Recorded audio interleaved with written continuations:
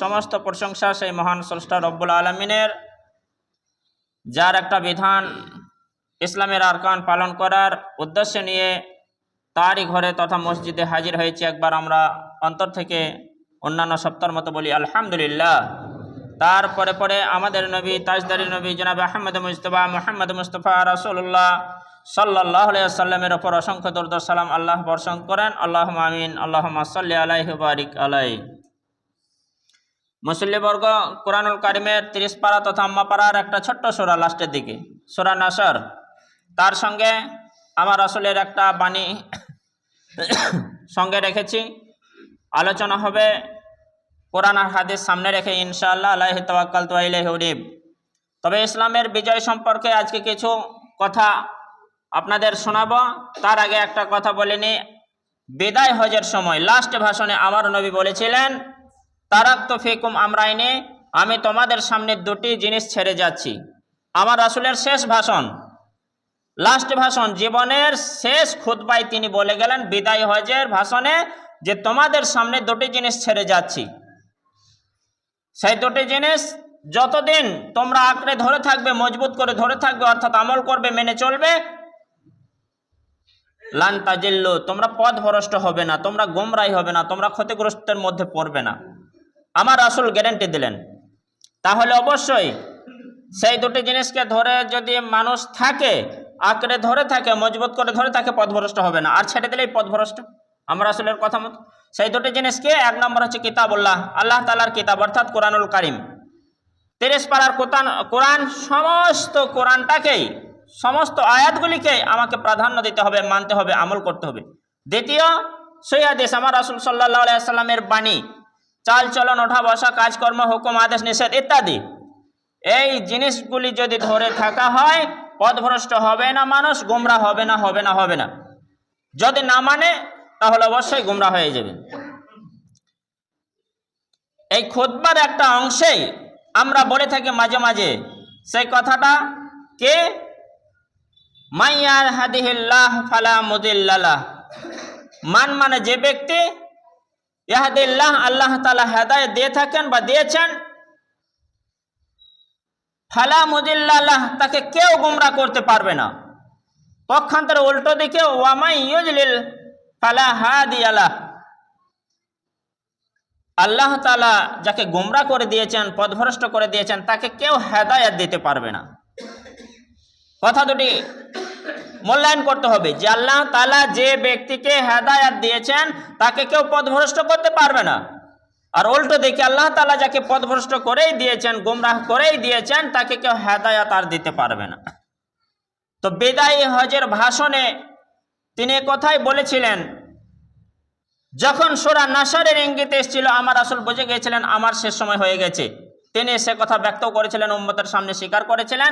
সেই সূরাটাকে ইজা জাআ নাসরুল্লাহি ওয়াল ফাত, হে নবী গো, যখন আল্লাহর সাহায্য তোমার কাছে এসেছিল এবং ফাতাহ মক্কা হয়েছিল, অর্থাৎ মক্কার বিজয় হয়েছিল। গোটা মক্কাটা যখন তোমার হাতে চলে এলো নবী, গোটা মক্কার যখন কোরআন হাদিসের শাসন চালু হয়ে গেল, শাসন ব্যবস্থা ইসলামের হয়ে গেল, ইসলামের বিজয় হয়ে গেল, তখন ওয়ারাইতান নাসা ইয়াদখুলুনা ফি দীনিল্লাহি আফওয়াজা, সেই সমস্ত মানুষদেরকে তখন দেখলে যে দলে দলে দলে দলে দলে দলে তারা ইসলামে প্রবেশ করে গেল। মক্কা বিজয় হওয়ার আগে অনেক অমুসলিম ছিল, তারা এক এক এক এক করে হয়তো নিজে সুবিধার্থে আসতো, মুসলমান হতো। কিন্তু যখন মক্কা বিজয় হয়ে গেল, মক্কাটা মুসলিমদের হাতে চলে এলো, নবী সাল্লাল্লাহু আলাইহি ওয়াসাল্লামের হাতে চলে এলো, ইসলামের বিজয় হয়ে গেল, তখন দল দল করে, জামাত জামাত করে সবাই মুসলমান হতে লাগলো, এমনকি সবাই মুসলমান হয়ে গেল, অমুসলিম থাকলোই না।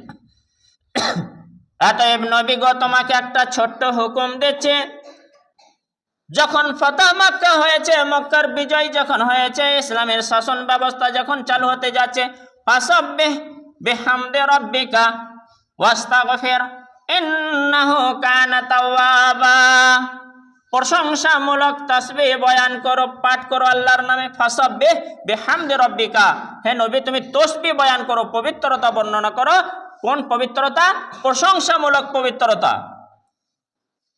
ওয়াস্তাগফির, আর আল্লাহর কাছে ইস্তেগফার করো।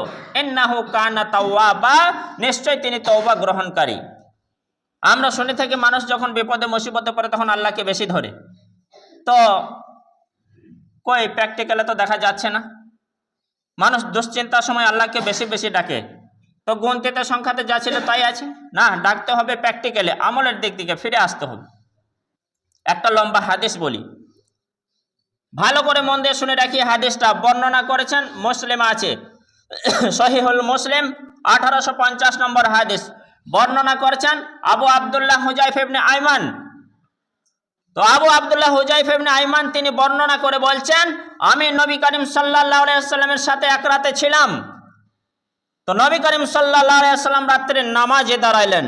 দেখেন, ভালো করে শুনে রাখবেন, যারা আমরা নামাজ পড়ে তৃপ্তি পাই তাদের এই হাদিসটা শুনে খুবই আনন্দ লাগবে, ভালো লাগবে, মনটা ভরে যাবে। তো আইমান বলছেন, আবু আব্দুল্লাহ হুজাইফা ইবনে আইমান তিনি বললেন যে রাসূলুল্লাহ সাল্লাল্লাহু আলাইহি ওয়াসাল্লামের সঙ্গে আমি রাতে ছিলাম, রাসূলুল্লাহ সাল্লাল্লাহু আলাইহি ওয়াসাল্লাম নামাজে দাঁড়ালেন, আল্লাহু আকবার বলে কিয়ামে দাঁড়িয়ে গেলেন। এবার সূরা ফাতিহা পড়ার পরে ইকরাউ সূরাতুল বাকারা, সূরাতুল বাকারা তথা আলিফ লাম মিম যালিকাল কিতাবু লা রাইবা ফীহি হুদাল লিল মুত্তাকিন, এই সূরা পড়তে লাগলেন। জানেন তো, যারা কোরআন জানেন, পড়তে জানেন তো কতটা সূরাটা? অনেক বড়, মানে 2 পারার অধিক, প্রায় 2.5 পারার কাছাকাছি চলে গেছে এই সূরাটা। তো আবু আব্দুল্লাহ হুজাইফা তিনি বর্ণনা করছেন, তিনি বলছেন আমার মনে হলো যেন রাসূলুল্লাহ সাল্লাল্লাহু আলাইহি ওয়াসাল্লাম নামাজ পড়তে পড়তে তিনিও নামাজে দাঁড়িয়েছেন পাশে, যে নামাজ পড়তে পড়তে 100 আয়াত তেলাওয়াত করবেন, হয়তো 100 আয়াত, 286 আয়াত বিশিষ্ট এই সূরা। তো আবু আব্দুল্লাহ হুজাইফা ভাবছেন যে আমার রাসূল হয়তো 100 আয়াত পড়বেন, না জানি তার মনটা হয়েছিল হয়তো আরো কিছু পড়ুক বা হয় এখানে শেষ করুক, তো 100 আয়াত পড়বেন তেমন হলো না। এমনি করতে করতে রাসূল কারীম সাল্লাল্লাহু আলাইহি ওয়াসাল্লাম 1 পারা 2 পারা সমস্ত সূরাটাই শেষ করে দিলেন শুধু দাঁড়িয়ে থাকা অবস্থায়। এখানে আপনাকে হিসাব দিয়ে একটা বাংলাদেশের যে চলতি কারাত গুনগুন গুনগুন গুনগুন করে আলিফ লাম মিম যালিকাল কিতাবু লা রাইবা ফীহি হুদাল লিল মুত্তাকিন, এটা এরকম করে যদি পড়তে হয় টেনে টেনে 20 মিনিট লাগে এক পারাতে, আর যদি ধীরে ধীরে পড়া হয় আধ ঘন্টার বেশি সময় লাগবে। তো আমি আধ ঘন্টায় ধরলাম, তাহলে সূরা বাকারা পড়তে টাইম লাগবে 2.5 ঘন্টার মতো। তো আমার রাসূল সাল্লাল্লাহু আলাইহি ওয়াসাল্লাম সূরা বাকারা শেষ করলেন, তারপরে সূরা 4 নম্বর সূরাতুন নিসা ধরে নিলেন। সাহাবী বলছেন আবু আব্দুল্লাহ সূরা নিসা ধরার পর সূরা নিসা শেষ করলেন। সাহাবী বলছেন যে হয়তো ভাবলাম এটাই শেষ, কিন্তু না, ওই কিয়াম অবস্থায় আবার সূরা আল ইমরান ধরে নিলেন বাকারার পরে। বলুন সুবহানাল্লাহ। শুধু তাই নয়, তিনি বলছেন আমার রাসূল সাল্লাল্লাহু আলাইহি ওয়াসাল্লাম যখন তেলাওয়াত করছিলেন, যখন তাসবিহ যুক্ত আয়াতগুলি আসছিল, তাসবিহ সাব্বাহা ফাসাব্বিহ ইউসাব্বিহ এরকম শব্দ দিয়ে যে শব্দগুলি তাসবিহ যুক্ত শব্দ আসছিল, আল্লাহ তাআলা তাসবিহ করার হুকুম দিচ্ছিলেন, আমার রাসূল ধীরে ধীরে কেরাত করছিলেন, তাসবিহ যুক্ত শব্দগুলোর কাছে দাঁড়িয়ে যাচ্ছিলেন, পাশেই ছিলেন তো আবু আব্দুল্লাহ, তো দাঁড়িয়ে গিয়ে তাসবিহ করছিলেন, সুবহানাল্লাহ আলহামদুলিল্লাহ আল্লাহু আকবার এরকম দাঁড়িয়ে থাকা অবস্থায়। তারপরে যখন আবার সাহায্য চাওয়ার আয়াত আসছিল, তখন তিনি সাহায্য চাইছিলেন চুপি চুপি। তাহলে চিন্তা করুন, কয়েক ঘন্টা আমার রাসূল সাল্লাল্লাহু আলাইহি ওয়াসাল্লাম দাঁড়িয়ে থাকা অবস্থায় ছিলেন কেরাত নিয়ে। কেন? তিনি আতিনার আগে গুনাহ, পরের গুনাহ, সামনের গুনাহ, পেছনের গুনাহ, ডাইনে বামে উপরে সমস্ত রকম গুনাহ মাপ। তিনি মরলেই জান্নাতি, তিনি জান্নাতের কান্ডারি। এত ইবাদত করে গেলেন কেন? উম্মার দিকে শেখালেন, বিপদে পড়বে, বালা মুসিবতে যখন দুশ্চিন্তায় পড়বে, তোমরা এসো, শুধুমাত্র আল্লাহর সঙ্গে কানেকশনটা রাখো সালাতের মাধ্যমে, ওয়াস্তাইনু বিস-সাবরি ওয়াস-সালাহ, আল্লাহর কাছে সাহায্য চাও সবরের মাধ্যমে, সালাতের মাধ্যমে, নামাজের মাধ্যমে। এই হাদিস আবু আব্দুল্লাহ আইমান তিনি বললেন, সহিহ মুসলিম 1850 নম্বর হাদিস, কত গুরুত্বপূর্ণ। এমনকি অনেক হাদিস আছে যে সাহাবীরা জিজ্ঞাসা করছেন, ইয়া রাসূলুল্লাহ, হে আপনি তো নিষ্পাপ মানুষ, তো আপনি এত নামাজ পড়ছেন, এত নামাজ পড়ছেন, এত নামাজ পড়ছেন যে পাগুলি ফুলে যেন কলার গাছের মতো হয়ে যাচ্ছে, পা ফুলে। তার মানে অটোমেটিক্যালি অনেকক্ষণ দাঁড়িয়ে থাকলে এটা দাঁড়িয়ে থাকা অবস্থায় হবে। পা ফুলে যাবে কখন? বসে থাকা অবস্থায় নয়, দাঁড়িয়ে থাকা অবস্থায়। তো আমার রাসূল এত লম্বা লম্বা কেরাত আল্লাহকে সন্তুষ্টির জন্য পড়তেন পা ফুলে যেন কলা গাছের মতো হয়ে যাচ্ছে। আমার সাহাবীরা বলছেন, আমার রাসূল কি উত্তর দিলেন শুনবেন? সাহাবীরা, শোনো, আমি কি আল্লাহর জন্য একটু শুকরিয়া আদায় করব না? বলুন সুবহানাল্লাহ। আমার রাসূল করিম সাল্লাল্লাহু আলাইহি ওয়াসাল্লাম সাহাবীদের উত্তরে বলছেন, সাহাবীরা শোনো, আমি কি আমার রাসূলের একটু আমি রাসূল আল্লাহর তাআলার কি একটু শুকরিয়া আদায় করব না? তাহলে আমাদের কত শুকরিয়া আদায় করা দরকার, আমরা কতটা করছি একটু মিলিয়ে দেখে নি সাহাবীদের সঙ্গে। যাই হোক, যেগুলি ফরজ আছে সেইগুলিতে অ্যাটেন্ড দিয়ে আল্লাহ তাআলাকে সন্তুষ্টি রাখার চেষ্টা করি। এরপরে আসুন, আল্লাহ সুবহানাহু ওয়া তাআলা সূরাতুল মাইদা 5 নম্বর সূরা আয়াত নম্বর 3 মধ্যে অংশ কাটা একটা আয়াত দিয়ে দিলেন, যেটা একেবারে কোরআনুল কারীমের সর্বশেষ অবতীর্ণ হয়েছিল। আল ইয়াউমা আকমালতু লাকুম ওয়া আতমামতু আলাইকুম নি'মাতি ওয়া রাদিতু লাকুম ইসলামাদ দীন। হে নবী গো, শুনে রাখো, আজকের দিনে আমি তোমার জন্য দিন পূরণ করে দিলাম, তোমার ইসলাম ধর্মটা পূরণ করে দিলাম, শরীয়তের বিধান পূরণ করে দিলাম, আমার নিয়ামত তোমাদের জন্য আমি পূরণ করে দিলাম। আর আমি কিন্তু রাজিতু লাকুম ইসলামাদ দীন, ইসলামের দিন যে একটা রয়েছে, ইসলাম নামে যে একটা ধর্ম রয়েছে, সেই ধর্মটার উপরে কিন্তু আমি রাজি সন্তুষ্টি থেকে গেলাম, আমি সন্তুষ্টি আছি। তাহলে আমরা কিন্তু সেই ধর্মের মানুষ যে ধর্মে আল্লাহ তাআলা রাজি আছেন, খুশি আছেন, বলি আলহামদুলিল্লাহ। অন্য ধর্মের মানুষ না। আর এই ধর্মের মানুষের উপর এই জন্য মানুষের এত লোভ, লালসা। একটা সোনার ঢেলা যদি থাকে, অন্য জায়গায় যদি লোহার ঢেলা পড়ে থাকে, লোহার ঢেলার দিকে কেউ তাকাবে না, সোনার ঢেলার দিকে তাকাবে। তো বিশ্বের মানচিত্রে মুসলমান যেগুলি আছে, মুসলমান দিকে সকল কিন্তু খেয়াল করে হিংসা জমায়, মুসলমানদের দিকে লক্ষ্য করেই তারা এসো করে, মনে মনে ঈর্ষা জাগায়।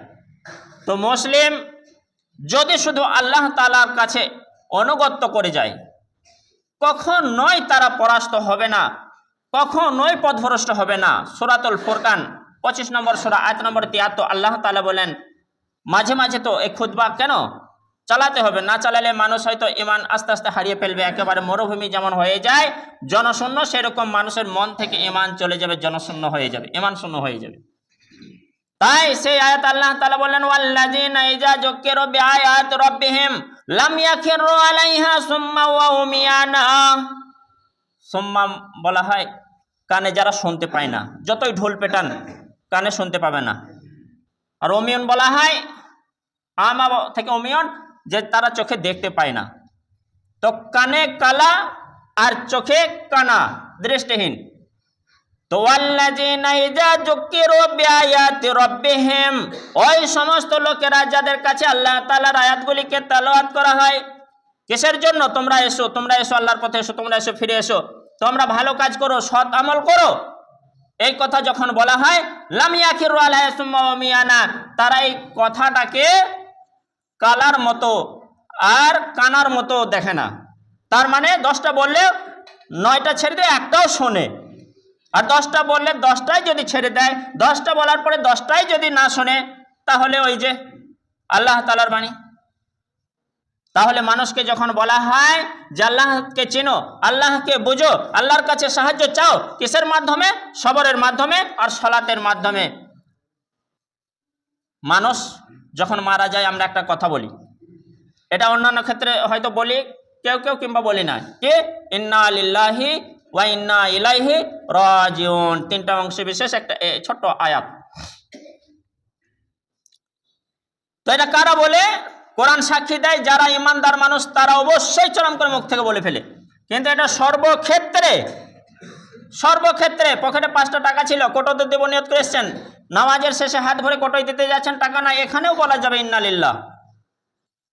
যাবতীয় একেবারে ছোট বিপদ থেকে বড় বিপদ, যত বিপদ আছে বলাটা দরকার, ইন্না লিল্লাহি ওয়া ইন্না ইলাইহি রাজিউন। সাক্ষী কোরআনুল কারীম, আল্লাযীনা ইযা আসাবাতুহুম মুসিবাহ, ওই সমস্ত লোকেরা যখন তাদের কাছে পৌঁছে যায় কোনো একটা বিপদ, ক্বালু, তখন তারা বলে ফেলে, অনেক মানুষ ইমান না থাকার কারণে অনেক মানুষ কি বলে হাই হাই গো কি হলো গো, হাই হাই গো, হাই হাই গো।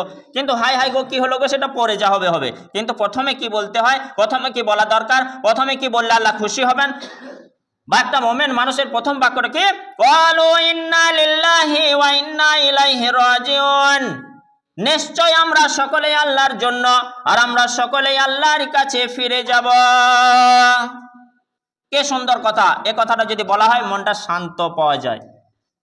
এই কথাটা যদি বলা হয় মনের দুঃখ বেদনা কষ্ট যে আঘাত সেটা একটু কমে যায়, ধৈর্যটা আসে।